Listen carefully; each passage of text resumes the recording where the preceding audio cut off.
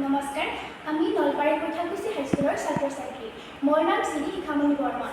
এয়া মোৰ দলৰ সদস্যসকল। নমস্কাৰ, মোৰ নাম শ্ৰী কৃষ্ণ বৰ্মন। নমস্কাৰ, মোৰ নাম শ্ৰী জৰ্ণা বৰ্মন। নমস্কাৰ, মোৰ নাম নিখিল।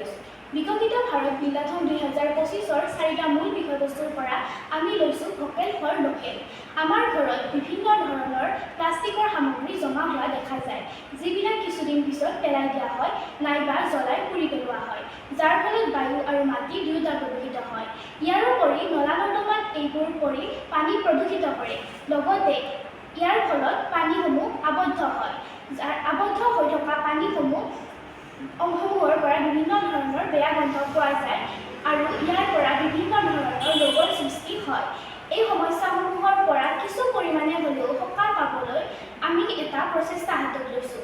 আমি পেলনীয়া পলিথিন বেগ আৰু প্লাষ্টিকৰ বটলসমূহ পুনৰ ব্যৱহাৰ কৰি সুসজ্জিত সামগ্ৰী যেনে বিভিন্ন ধৰণৰ ৰং বিৰঙৰ ফুলৰ থোপা, ফুলৰ টাব আদি বনাইছোঁ আৰু এইবোৰৰ পৰা ভৱিষ্যতেও আৰ্থিকভাৱে স্বাৱলম্বী হ'ম বুলি আশা কৰিছোঁ।